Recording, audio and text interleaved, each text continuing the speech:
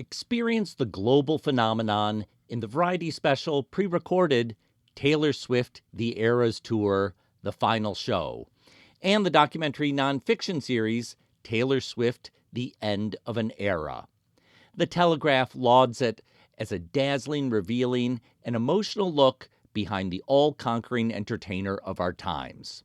Stream the concert film and get a behind-the-scenes look at the history-making tour in the docuseries now on Disney+. On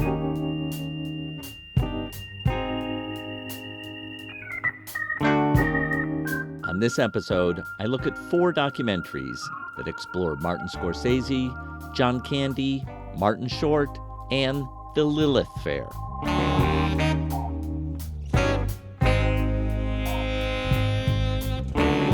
I'm Thom Powers, and this is Pure Nonfiction.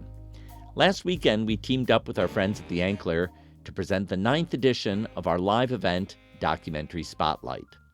I sat down with 7 filmmakers to discuss their new projects.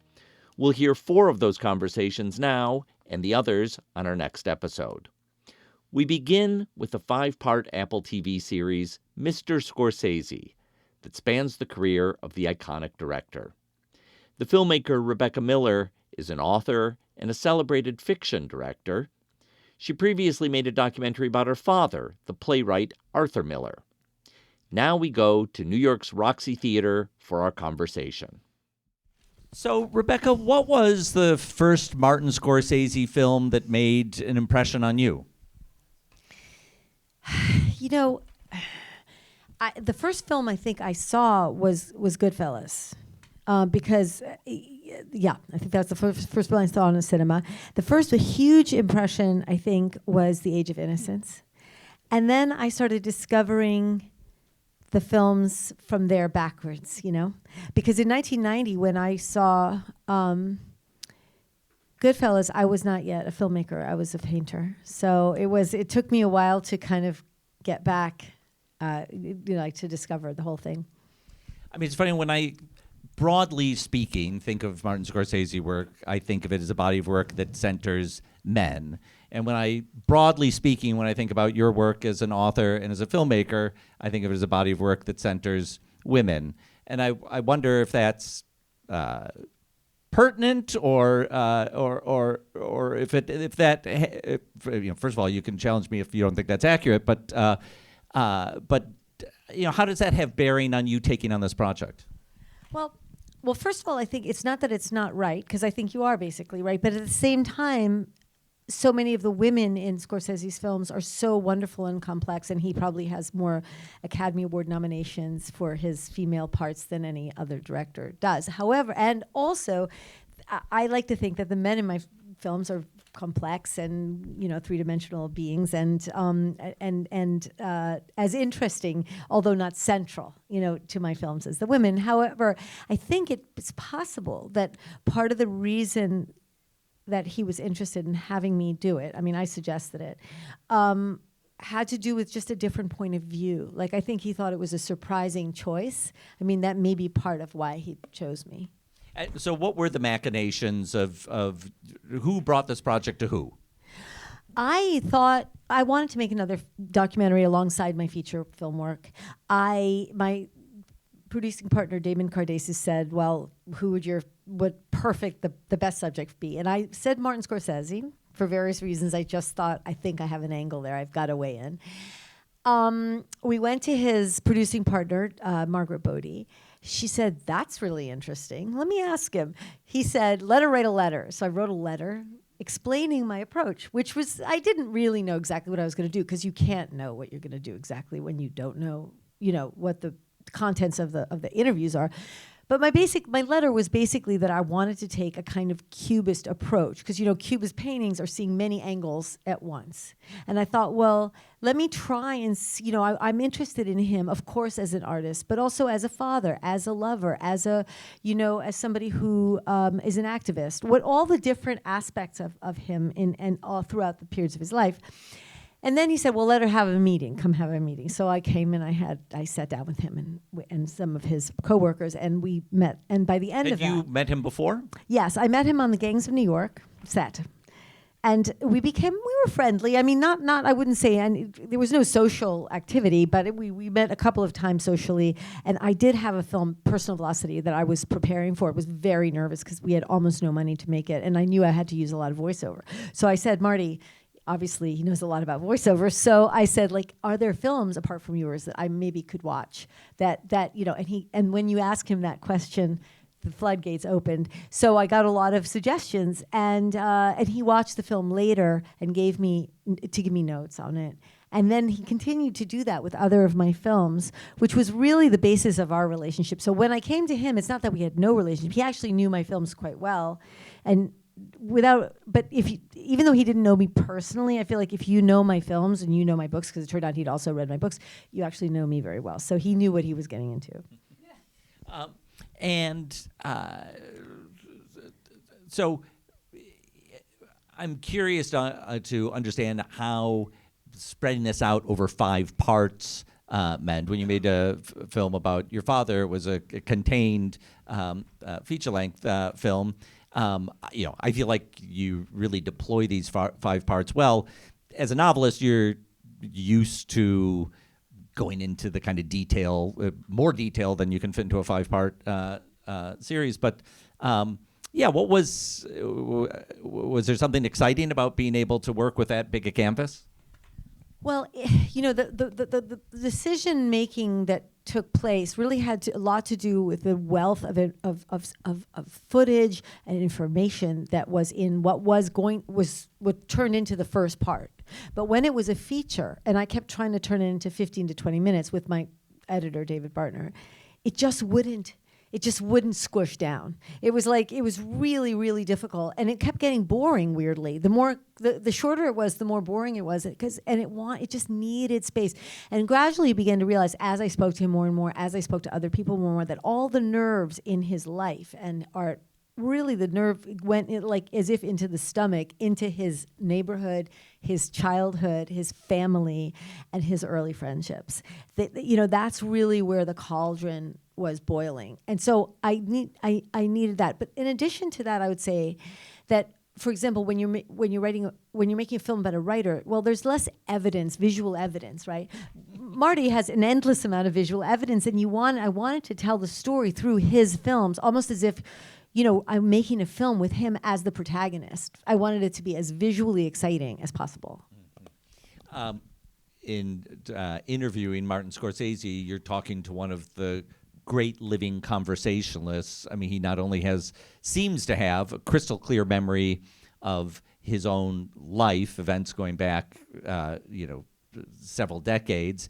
He seems to have a crystal clear memory of hundreds, probably thousands of films that he's watched.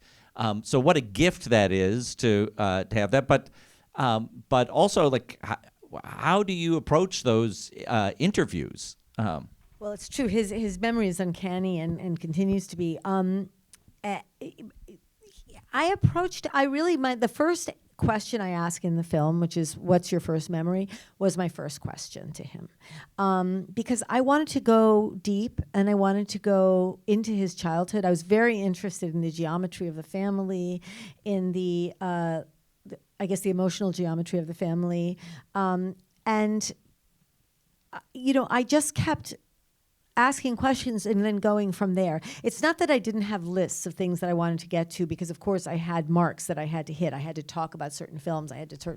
But it was really a conversation, because I didn't know that much about him personally, his personal life. I had studied his films a lot to get ready to do these questions. But as a man, all my questions, all these answers really were surprises to me. And then I began to realize, as I was doing these interviews, some of which were 4 and 5 hours long, they were very long.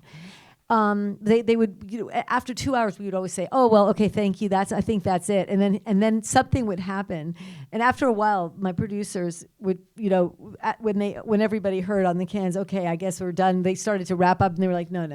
It's like, don't wrap it up. It's not ending yet. But anyway, what was suggested, or the like all of the other interviews came out of those interviews. So then I would, he would mention people like his friends, and I was like, we have to meet the friends, or for his neighborhood friends, or Jay Cox, or all the people in his life, all twisted out of those interviews. And then I would kind of boil it down. We'd figure out who can we approach. And there are really rich interviews with particularly like his neighborhood, the young people he grew up with, who now are older people. As you face this body of work, I don't know how many films Martin Scorsese's directed. It's a lot. How did you kind of figure out, well, like, we're going to linger here, and we're going to, clump these together. We're going to move a little quicker here. How did that come about? Yeah, so we were constantly setting up index cards, the old-fashioned way, and had them, and because visual is very helpful for me to see things visually, so I can actually, almost like a painting or something, I can see, oh, this takes up this much space, this is this unit of energy, because like all of these things are like, they're movements, rather than thinking of things in acts or whatever, just thinking about them as movements, almost like musical movements. And so it was like each idea kind of had its own wave, and figuring out, it was like, it never occurred to me when we started that we wouldn't even be finished with Mean Streets by the end of the first episode. Once we realized there had to be more than one episode, which was itself kind of a big thing because Apple had bought just a feature film, so it was a bit of a conversation. But and then, but then we realized, no, it should, and then I had the idea to stop, like, just when he says, like, there's somebody saying, you got to meet this guy, who is it? And then you see a picture, of Robert De Niro. So that was the kind of coming up with cliffhangers was like a huge learning curve for me, because I've only made feature films. And so, at first I thought of this as one long snake that we just would be cutting up. And of course, somebody reminded me, Molly Thompson from Apple reminded me, she said, some people are not going to watch this. They're not going to just sit down for 5 hours and watch this. They're going to go, they have lives and they're going to leave. And so you want them to want to come back. And it's a bit of a challenge when there's no murder and like, why come back? I think it's very challenging for the artist documentaries to go past one. It's very challenging.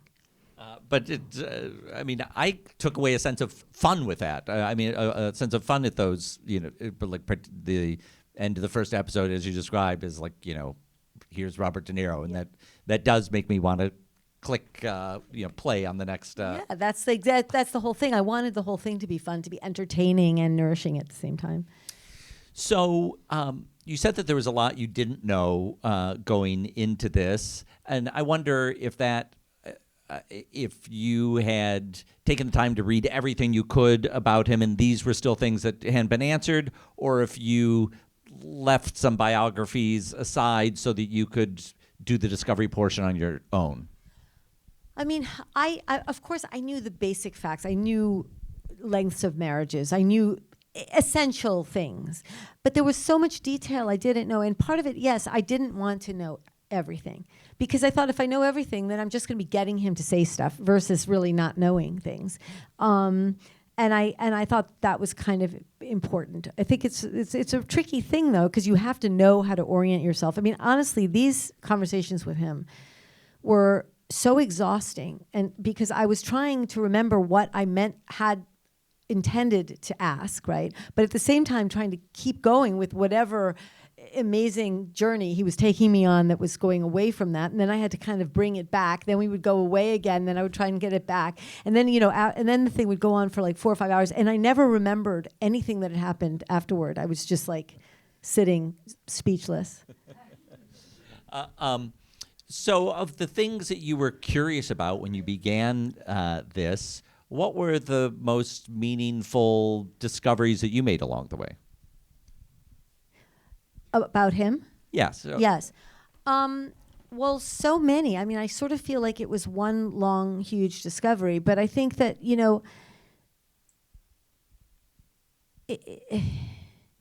I was fascinated by the way the family and the early friends defined not only his personality, but his, the essence of his work. the juxtaposition of the church on one side of the street of Mott Street. Across the street from that is a social club where very powerful mafia men used to hang out, and this little boy was watching that, and also then later meeting his friends, one of whom was the real model of Johnny Boy, and it really, I would say many other of his the kind of anarchic prototype that he was fascinated by would come back again and again in his work. That was just like, there's nothing like on learning and meeting his friends, them talking about finding a body with the hands missing and checking to see if there was a hole a bullet hole in the head with a pencil. I mean, they were like 13 years old when that happened. So like just experiencing that with him, it's one thing to know, oh yeah, he grew up in that neighborhood. Really, I had no idea the level, the truth, it makes you understand the violence in his films in a completely different way, I think. And also, I think his self-honesty is so acute. Like, he's really, I think, very honest to himself about himself, which is really rare. I think most of us tell ourselves a story of who we are a little bit. I don't think he does that. I think he's ready to be judged by himself. Like, he sees it. He sees himself. It's hard to describe, but it's like a really fascinating to me and quite unique. I want to know about the experience of showing your film to this master filmmaker that you've made a film about him and now you have to show it to him. What was that like? It took a long time for us to get him to watch this film. The first thing he did was ask for a transcript of the entire film, which included all the speech, all the spoken words. And then I said, would you like the images and the music? Thinking, how is he going to get any idea of what this? He said, that would be nice, thank you. So I then had all the images, all the music. So this took a bit of effort. We get this to him. He reads the entire thing, the entire thing. And he comes back and says, Thelma was wrong about this. So-and-so, this was actually not improvisatory. And we get nothing about the things that he might have objected to. So I thought, oh, okay, so great. So I'll just continue. Yes. And he did say to me at a certain point, I like your films. Maybe I just won't watch it at all. Maybe I'll just won't watch it. I was like, okay. Because apparently I think Dylan had done that with him. He hadn't watched the films, right? So I thought, okay. And then I kept getting word that he was going to watch it. We kept giving it to him. Then finally we locked. And then I get a call saying, Marty would like to talk to you. And I thought, oh no. But he, all his notes were very factual and very much about not wanting to offend somebody, that this wasn't quite the thing, but you made me have to. It was all very doable. And the things that I thought really weren't worth doing, or I felt like it would start to unravel something that was too much, I was honest, and he was fine with it. And, so I think he gave me a tremendous, tremendous gift in allowing me to make this film with as much freedom as he did. But it was also because I think to not do that would have driven him crazy, because then he would be involved in the making of the film. But I think it was quite hard for him to watch, as it would be, I think, maybe for anyone to watch a film about their lives. But I think he appreciated, what he most appreciated about it was the filmmaking itself, the detail, the imagery, the way that we use split screen, the way that we kind of keep the story moving, and music and all that, because he's such obviously a craftsman.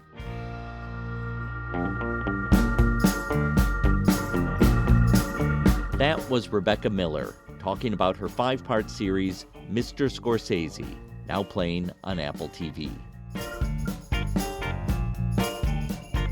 Our next project is Lilith Fair, Building a Mystery, about the music festival dedicated to women performers that was started in the 1990s by Sarah McLachlan. The filmmaker is Ally Pankiw, who has directing credits on fiction series such as Black Mirror and Ponies. The film premiered as a gala at the Toronto Film Festival last year and is now streaming on Hulu. Here's our conversation. So, Ally, what did Lilith Fair mean to you? Oh, Lilith Fair meant a lot of things to me as a Canadian. Sarah McLachlan was just sort of, such a presence in our lives and such a sort of hero. Lilith Fair was full of all the artists that I grew up loving. and knowing we're brilliant and knowing we're cool. But then something happened in the, late 90s, early 2000s, as I was like in my teens and entering into young adulthood, where I sort of sold my taste away to be accepted by the predominant mainstream culture. And in the early 2000s, especially after Lilith, it was one where things that were for women or were feminine or were earnest or were progressive were kind of like the punching bag of media, especially at that time. I mean, it feels like we're there again. But so Lilith to me was like a really nice, the doc was a way to continue my own unlearning of like what that era of pop culture taught me about myself as a young woman, as a queer person. And like it was a lovely return to like the taste that I've always had and known and loved. But I think we all do that as women with internalized misogyny. We like, pretend our tastes are maybe something else to be included. And Lilith was very meaningful to me in that way. So you had this idea that this would be an important history to retell. Well, the producers at White Horse Pictures had the idea to option an article about Lilith Fair that ran in Vanity Fair. And so the producers were like, we would love a Canadian, probably also a lesbian director, so they found me. Is there a list somewhere? yeah. There's 3 people on it. But it was very much like a great match because I'm always looking to tell stories. I do mainly narrative work. This is my first feature-length doc, but my work is often about like how it's a simultaneous like nightmare to be a young woman in the world, but also the very specific joy and community and secret language and secret humor that comes out of that experience. And this just fell right in line with my body of work and the things I like to talk about and say.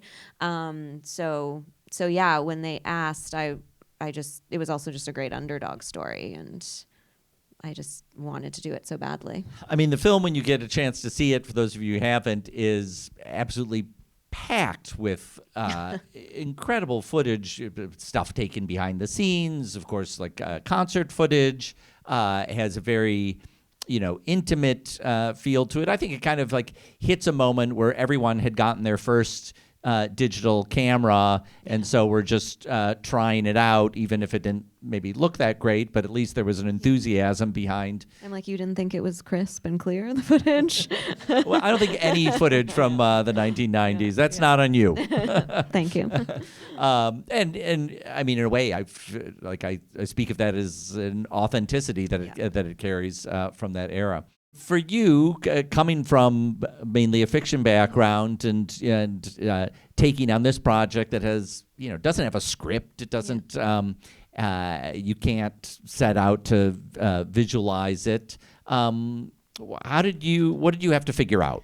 Well, a lot of things, but I think the approach is still the same, where you're going, what do I want to say about a person or a place or a moment in time or the world, and what are some of the themes that are coming up for me as I'm experiencing this story. And for me, something that was a very important framework to work within. And so I still did the same thing of like, you create an organizing framework or an organizing theme or series of themes so that you don't get lost in the million different versions of a doc that can exist, and all the different ways that the footage can pull you and sort of tempt you to like stray. But for me, the organizing thought and exploration that I wanted to do was like, why was Lilith so misremembered? Why was it either like completely not known about by younger generations and music fans, or why was it in its immediate aftermath or even while it was happening trivialized? Like, it was the coolest place to be. It had the biggest artists of the time, and it was mocked and it was misremembered, and I think it just like deserved to be remembered correctly. And so as long as the stories that were coming up were kind of like feeding into that central question, that to me was like a North Star as I was making the doc. And then of course, when you're doing the present day interviews, that to me is very similar to narrative directing in that it's my job to make a space and a moment feel comfortable enough for someone to be vulnerable in. And so that just felt like, and also I don't think I'm a very professional interviewer. Like I was just crying with Natalie Merchant and she was like, you shouldn't be crying. And I was like, well, you're making me cry. And then that's where that moment in the doc comes from, where she's like talking about, you know, how emotional she is. And I think it's just about giving people permission and a safety net to be vulnerable in. And for a lot of these women also the space to be a bit angry, like a place and a sort of comrade in the, like, yeah, I'm actually really pissed off about how I was treated in that era, in that time, and in our weird industry. Mm-hmm. The subtitle, Building a Mystery, what does that mean for you? Well, I think it's like anything when you're setting out to do something new. I think what Sara did, if you look at it in sort of like the broadest sense with Lilith, was we're told a lot of myths about ourselves and lies as women, as queer people, as anyone othered as well. And, you know, it takes very brave people to say, like, call out a structural or institutional like myth or lie that's keeping people from progressing. And Sara did something very simple but also very hard, which was like, she just said, I think you're lying to us. Like women are, you know, people the lie being audiences will never come out to and see you can't play two women back to back on the radio. That was the prevailing wisdom in the 90s. And some of the biggest stars of that era weren't allowed to pick their own female openers, like Sheryl Crow and Sarah McLachlan, and huge artists were like, bookers wouldn't back like financially a tour that had a female opener and you think now about Taylor Swift and all of these massive artists and you're like, that's impossible. But that's what these women were being told. And, you know, and also just that you're here to be consumed by the male gaze. Like, that's another lie as well. And Sara just was like, I disagree. And she just set out to disprove a lie. But, you know, there's a lot of unknowns when you're doing that, when you're a first, when you're setting out to do something different. And so, yeah, I think the structure, the system, the magic that she built out of that sort of want to dispel this myth, like, it also was like this mysterious, miraculous thing because it was more equitable, it was safer, it was more financially successful, and it also gave back to charities. Like, it was just a better music festival than all of its contemporaries in every way that you can judge a music festival. Especially, we look at it in the doc too, up against Woodstock '99, and just how different that experience was for artists and audience members. But yeah, she like built this beautiful, mysterious alternative to something that we just thought we had to accept. And so to me, Building a Mystery, obviously it's a Sarah McLachlan song, but it felt like a very apt subtitle for the film as well. I want to understand about the process of getting people to be in the film through your interviews, because you've got a lot, and there's probably some that you wanted and couldn't get. And so what did it take to get people to be in this? Like, not a lot. It was mainly like scheduling and logistical. I think, again, to my earlier point, like, these artists, like, they did want to tell the story of this magical time, you know.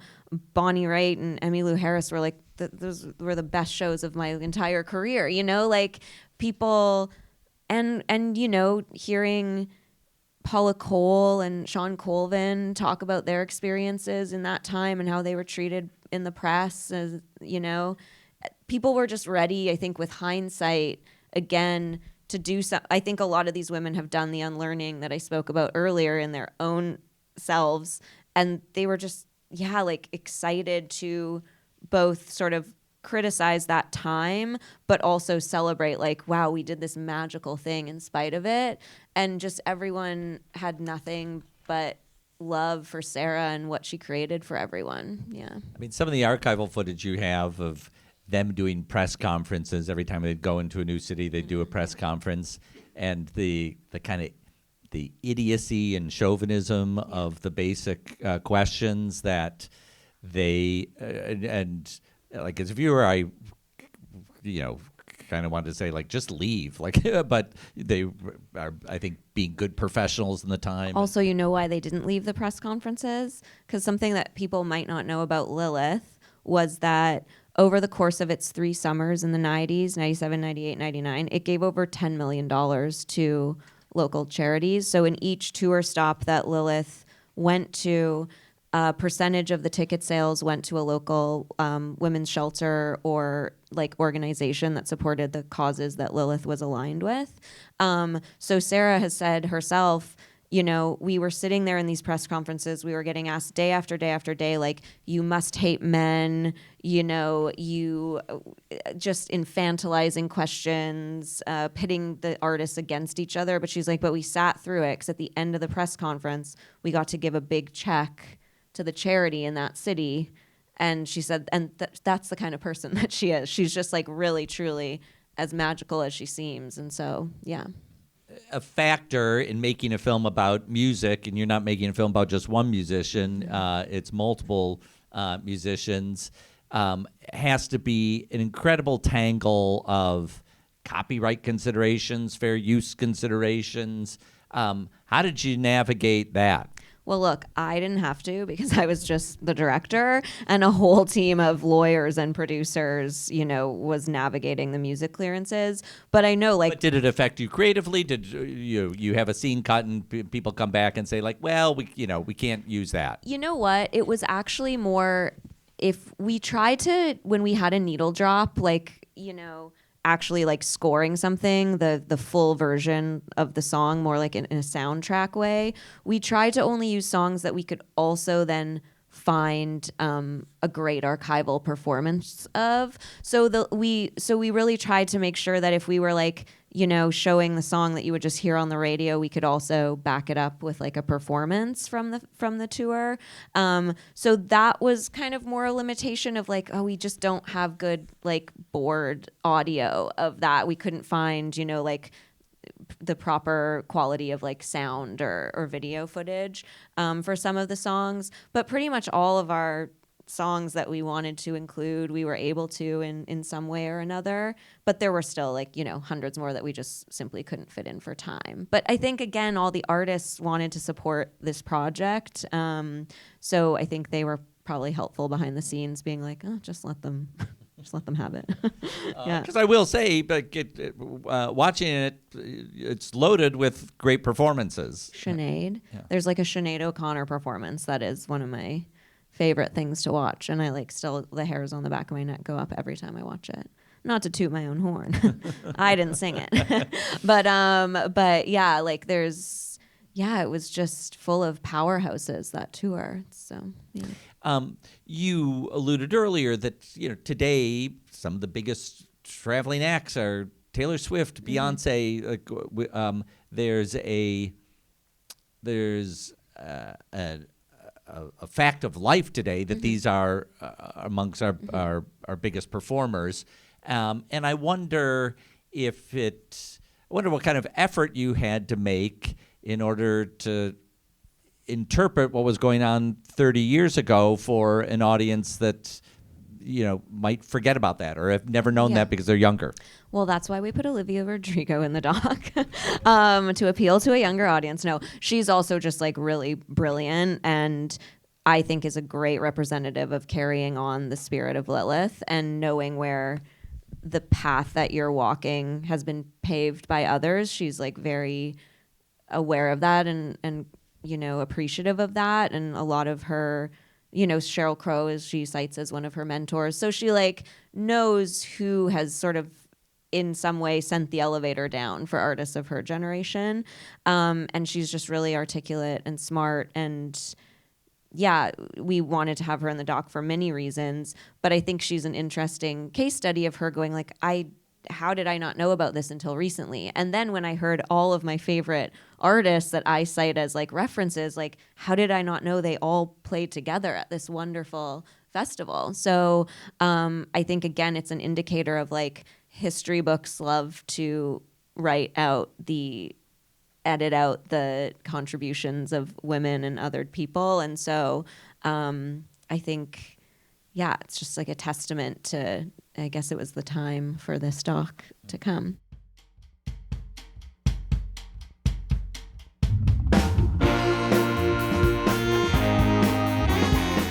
That was Ally Pankiw talking about her film Lilith Fair, Building a Mystery, now playing on Hulu. Next, we turn to John Candy, I Like Me, a portrait of the Canadian comic. The film is directed by Colin Hanks and produced by Ryan Reynolds. I recently spoke to them on episode 238. This time, I was joined by the film's producer and editor, Shane Reid. Let's return to the Roxy Theater. When you're making a biography, and particularly in the subject of John Candy, there's some choices to be made. There's clearly a lot of joy in John Candy's life and joy that he brought to other people. And then there are some shadows to the story, not least of all that he died at the age of 43. So, can you describe how you and your team were approaching keeping this balance between the funny, the joyful, and also being respectful to the darker aspects? It was interesting when we started the film. I think the outset was that we needed to make a film that felt in the end like a John Candy film. So it had to sort of cover the highs and lows of the comedy arc, the drama arc, and the thing that John represented the most, which was a very open heart, as a very vulnerable person. And you are taking one chance at telling John's story, and that story turns out as quite a complicated one. And the humor is very much a part of John's life. The anxiety is very much a part of John's life. And so, it was sort of important to ride that wave. And the only way we could really judge it was when we would play it for an audience. It would lean too heavy. It would feel too, people wanted to laugh. People want to go and laugh, and we do too. We didn't want to deliver it so heavy, but people really care about John, and they still care about John. And so we felt, the real what we were really headed for was telling John's complete life, whether or not that was too hard to take in at times or not. When you're editing something, you're spending hours at a time with this individual for weeks, for months. You're rewatching them. You get to know their facial tics. You are thinking about them in kind of a maybe even more profound way than we think about people in our own lives, because you're a few feet from a screen. What was that like, immersing yourself in John Candy? Oh my God. Well, I had this feeling before the film came up. I took my kids to see Uncle Buck at the Alamo Drafthouse, replayed it. And it dawned on me that I had never seen John on the big screen before. I grew up probably watching him on TV, on VHS. So when I saw his face, I remember just thinking, that is such a movie star. What a movie star.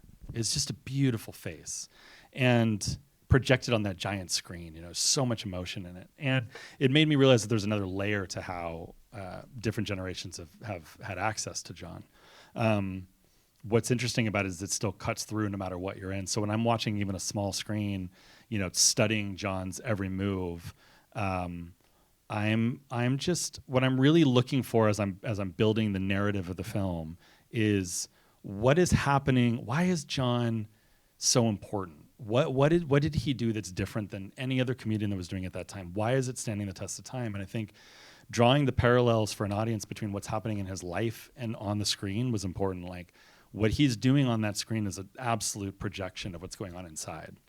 And it's just that vulnerability. There's not many actors that allow you in like that, So studying the archival and especially the clip, there's a clip in it where he talks about smoking cigarettes, and he talks about how you can't just be an actor anymore.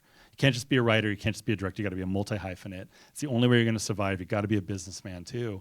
And you can see a guy who's at the top of his game anxious about where he stands and his future. And, his family talks about that. Like, they can't believe that when he was on top, he was still afraid of falling, And so there's just a lot of layers to that man, and you see it in the work. And that's, I think, the greatest gift he gave everyone. I recently had the chance to talk to Colin Hanks and Ryan Reynolds a few weeks ago, and it was so striking to me that here it's 9 months after the film had its premiere, but they are still enthused to come out and talk to audiences about it. It's, can you describe what you observed about their commitment to telling the story? Oh yeah, Ryan is the biggest John Candy fan in the world, and Colin, has a very intimate relationship with John. He grew up, having his father Thom had done a film with John, and so John was a part of his life in his own youth, and there was a responsibility to the family. So as we've been lucky, we've all felt lucky enough to keep talking about this film because it keeps John's memory alive. And it just does a great service to the family that really, there's such, Chris, Rose, Jen are such wonderful, beautiful people. And so I think we're always enthusiastic about talking about the film because we feel like we're lucky to be shepherds of that story and to honor John and his legacy. And it just permeates in all of our work. So how lucky are we as storytellers now to be able to carry that on a little bit for another audience? Now, you cut a lot of fiction films, big Hollywood films like Deadpool and Wolverine and Jason Reitman's Saturday Night. I'm curious to know the kind of, if there is an editor's mind shift between going from something scripted to a documentary. It's just about listening to what the film is. And documentaries, I think you more so have to. The first documentary I did was a film called One More Time with Feeling that Andrew Dominic directed about Nick Cave.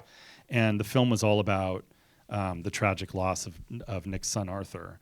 And it was about exploring the Bad Seeds making a new album in the wake of this death and what trauma does to art and and how we save ourselves through art. And it was my first time with long form, and it was just a film where we had to listen to what was going on. We had no idea what that film was.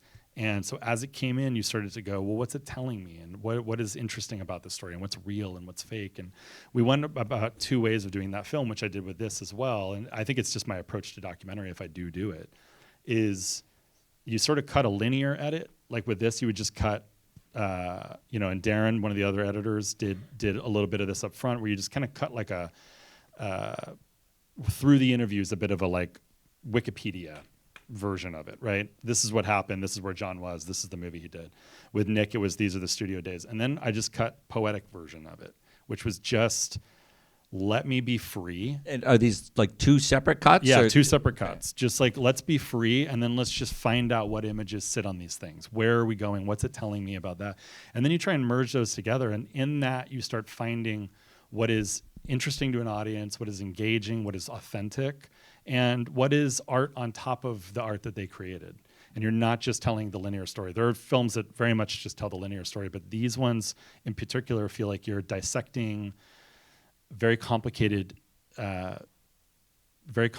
characters and men and figuring out the layers underneath them. And there's something kind of magical to that. So it doesn't, my approach to it doesn't differentiate between a narrative film or a documentary. It's just, this is the story, this is my character, this is the life I'm trying to portray to an audience.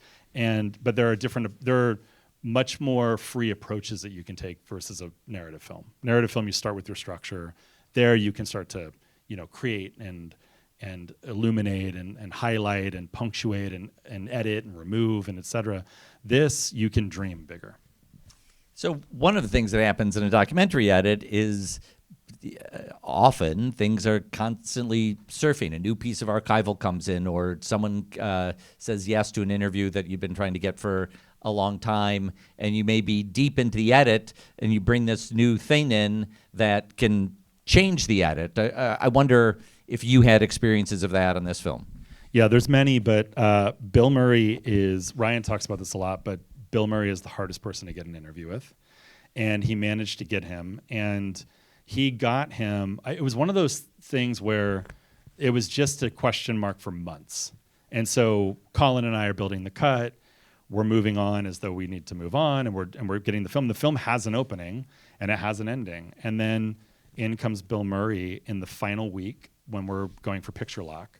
So we had no chance to test any of this for an audience and see what it was. Bill was exceptionally tender in it, and so he brought a whole other humanity to it, to John, that wasn't there. So the trick was, in 1 week, I had to figure out how to weave Bill into the narrative that we were doing, but secondly, like, Bill opens this movie, and that's a bold thing to do without showing anybody, but it just felt like. It is Bill Murray, after all. So it is Bill Murray. Like, why not start it there? But he also is just such a, like, when Bill starts talking to you, you listen, and he then sort of almost authors the introduction to John's world, and so that changed. It didn't change everything, but it definitely changed our entry point.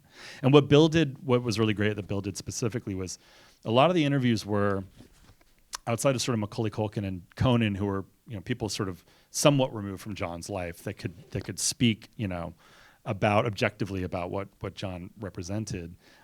Most people were just talking about Second City and their heyday and how they loved John as a friend, and Bill's angle was to try and find the thing that he could make fun of John for, and not everyone had that, because everyone was coming in very earnest and sweet to their friend. And Bill just has that, like, spark of comedy that he knows John will think that's funny. So it was a great way to, like, start off the audience with, this is serious, and we're going to go into some interesting territory because Bill's on the edge of tears here. But then at the end, he saves it by going, oh, okay, that's the thing I can talk shit about, and that made it really funny. I mean, we're now 3 decades away from John Candy's death, and there's a generation that wouldn't know him as well. I mean, probably everyone gets to see Home Alone at some point, so they have some reference point for him. But I remember when I watched the movie, it was a reminder of how ubiquitous he had been in the 1990s, and one of the things that accomplishes that in the film are these terrific montages of clips from his films. I wonder if you can talk about putting those together. Oh yeah, I mean, well, again, okay, so there's a documentary on John Cazale. I'm blanking on the name right now. It's a short documentary. It's like 40 minutes long. John Cazale was the actor from Fredo and the Godfather films and Dog Day Afternoon. He did 5 films before he passed away, and it is one of the most incredible documentaries because it dissects from actors, Philip Seymour Hoffman, these really auteur actors. It dissects these things that he was doing that were very specific to him. And I remember thinking it was so unique because I'm watching a blink, I'm watching a hand gesture in a way that I would never watch it. Going into this, I felt like that's what I want to try and help find. That was like my pitch to Colin and Ryan was like, if we're gonna play these clips, what can we do to lead in and out of them?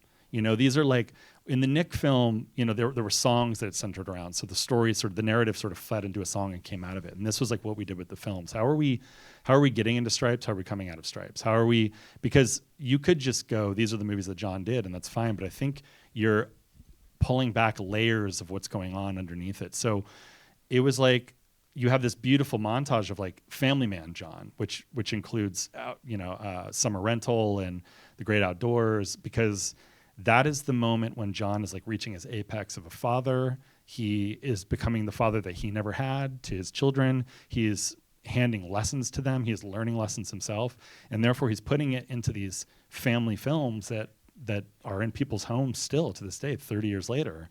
And I think that by marrying the two, you get a richer sense of what the films meant. And I think that hopefully it leads you back into watching them again and seeing, a little bit of a peek behind the curtain of the man that you're watching in the film. So for my last question, having spent all this time in John Candy's life, what did you personally take away from that experience of of so much engagement with the man? That like being kind really matters. That we're in such a cynical place right now, and I think that I was very emotional cutting the film because he just represented so much light, and I just think we miss figures that do that. And so I think walking away from it, I've gotten to know his family well, and it's brought together Colin, Ryan, who are very lovely, talented, hardworking people, and along with the being kind, it's like John had a work ethic that was really real, and we could feel it making this film. It was just like, dig deeper, keep going, keep finding it, keep working it. Like, it's easy to think that John kind of came on camera and these things didn't, were effortless to him, but they weren't. And so I think the takeaway for me was empathy, not really understanding what people are going through all the time, and hard work and work ethic, and being a father. These things matter.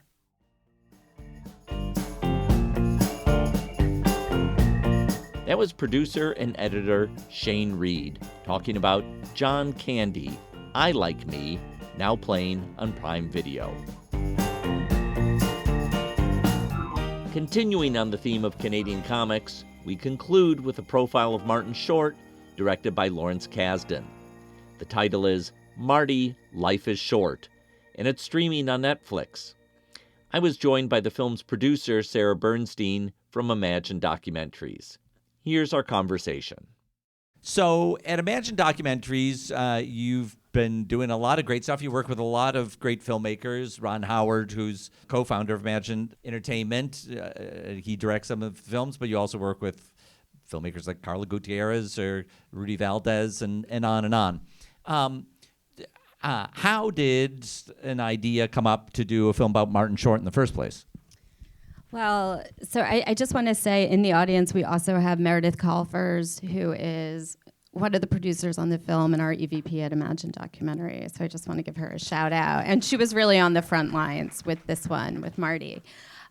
So this came about, I think, in sort of the way that some of the best documentaries do, frankly, especially ones about personalities or people who, have a public persona, but the goal of the documentary is to get inside that and to really sort of understand sort of what ticks, below that persona or below the surface.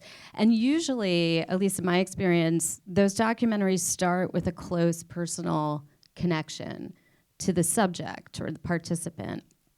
And I think this film, really began with our director, Lawrence Kasdan, who, as if anyone has seen the film, will see has known Martin Short for years, was a close family friend, and really, I think, wanted people to understand what it felt like to just have a hang with Martin Short. And we had produced a series with Larry called Light and Magic, which was about industrial light and magic. And so in the if early years. Lawrence Kasdan isn't ringing bells for people, this is the long-standing Hollywood director going back to Body Yes. Heat and Big Chill, Yes, and much yes. better known for his fiction films. Yes, exactly. Like iconic ones, like Star Wars ones. But also comedies. And Larry used to say, and Meredith can attest to this, like, I just want this to feel like a hang with Martin Short. This was before we talked about a Martin Short film. And then when we were talking to Larry about, well, is there another project he might want to do?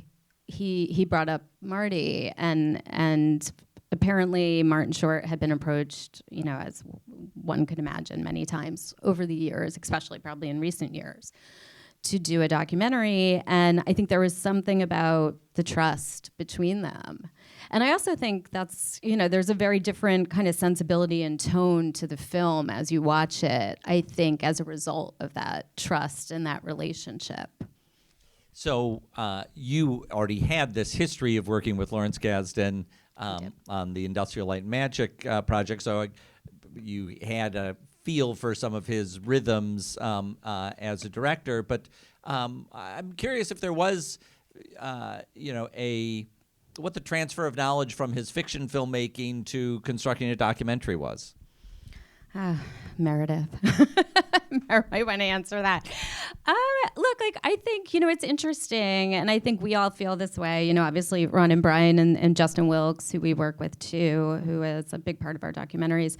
It's interesting because you kind of, when you work with a lot of directors, and we've certainly have worked with a lot of documentary directors, but we've also worked with some scripted directors, narrative directors. Ron Howard, but also someone like Amy Poehler.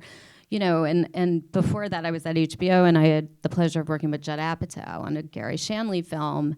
And there is something really interesting about a Judd Apatow or, frankly, a Lawrence Kasdan taking on a comedic subject, because I think they come from the worlds of comedy and scripted and timing and pacing.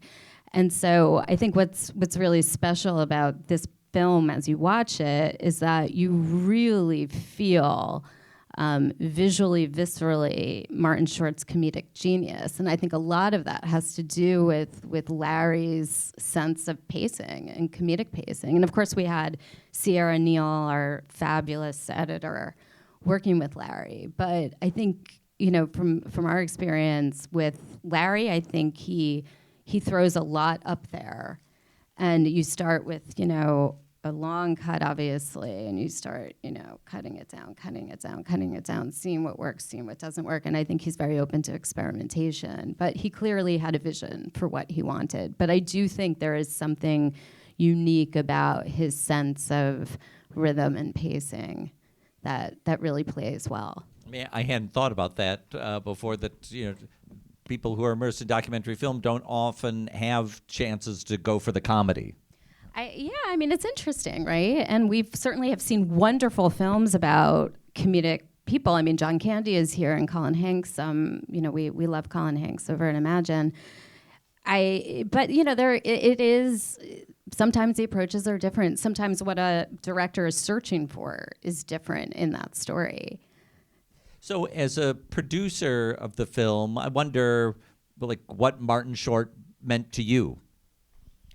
It's interesting. I was a fan. We were all fans of Martin Short at Imagine, but I have to say I hope Marty, if he's watching this, and Larry, forgive me, but I wasn't a diehard Martin Short fan when we started this process. I mean, he was someone I appreciated, I admired, I thought was talented, but I don't really know his story.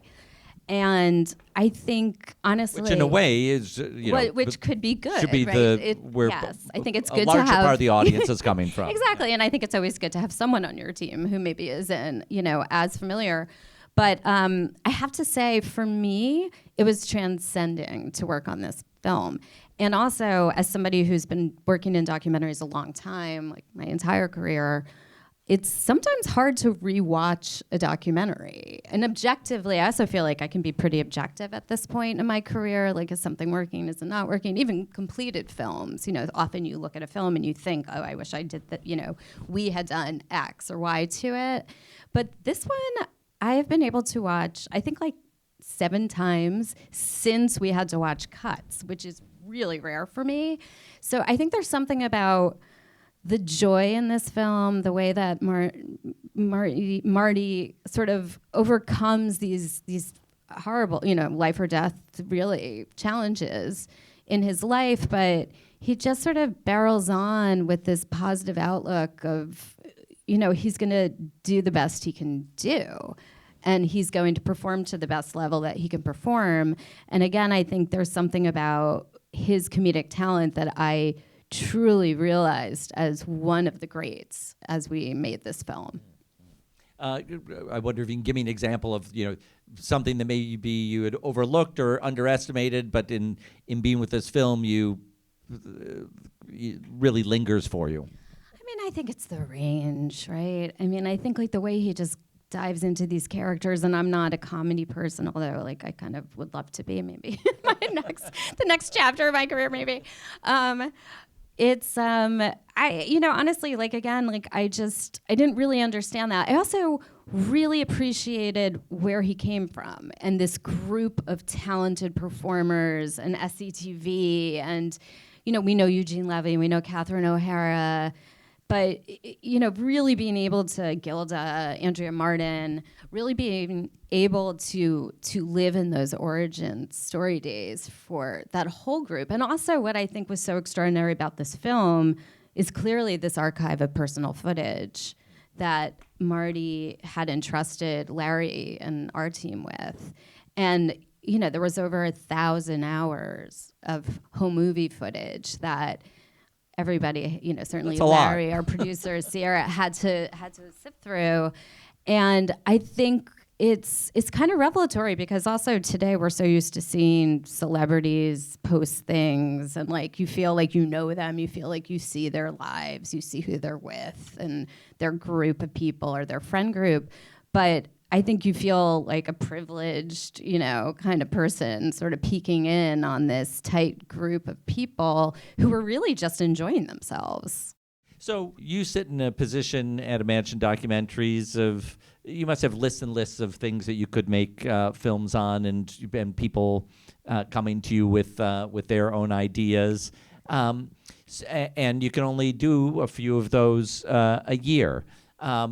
So I wonder what it was about this one that made it rise to the top.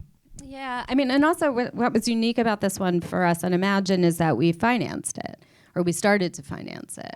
So we did not have a co-financing partner on Marty, and eventually we brought it to Netflix, who loved what they saw and appreciated it, but really, became involved much further down in production for us. So to answer your question, I mean, I think that it's true. There are a lot of projects and a lot of documentaries that we can focus on, but I think, when you really respond to the subject or the personality or Lawrence Kasdan's passion for this one, but also, I do think that there was a bet in the idea that Larry's unique relationship with Martin Short would be different and would pay off, visually, obviously, with a beautiful, heartfelt film, but also I think in a way that would get distribution and, have one of the widest audiences it could possibly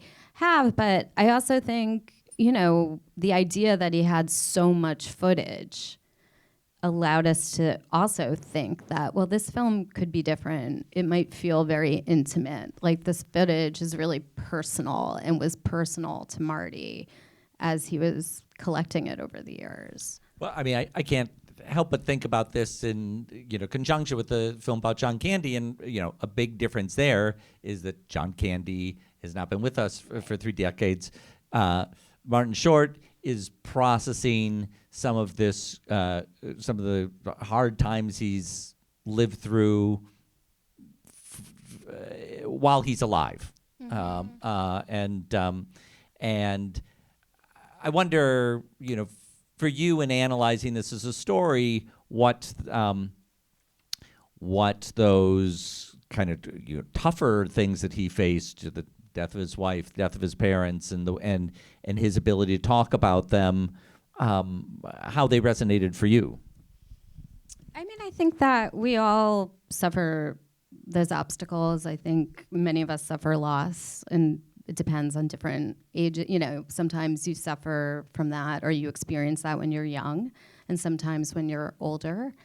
And so I thought, the personal challenges that he faced, I thought was, this attitude of, these people are going to be with us again one day and we're going to hold them close. That was something he clearly learned at a young age that I think resonated with me.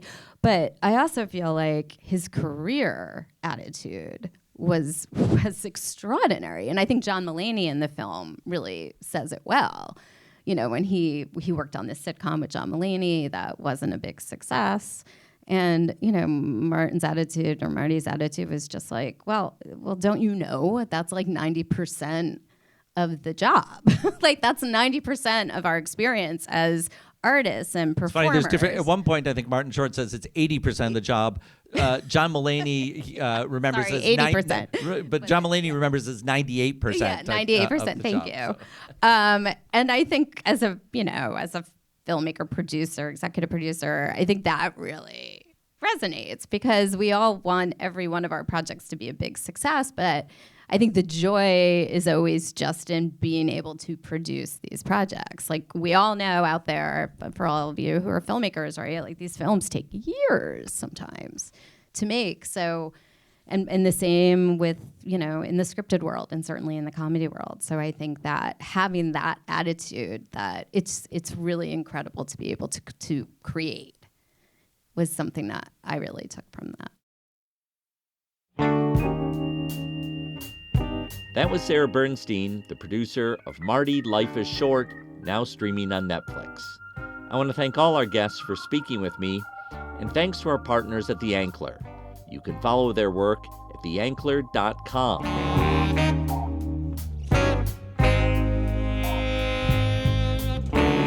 Thanks to our team, series producer Hannah Nordenswan, Doc Voices editor Bella Racklin, and web designer Cross Strategy. Our theme music is composed by Andre Williams, and our executive producer is Raphaela Nehausen. I'm Thom Powers. Follow us on Instagram and visit our website at purenonfiction.net.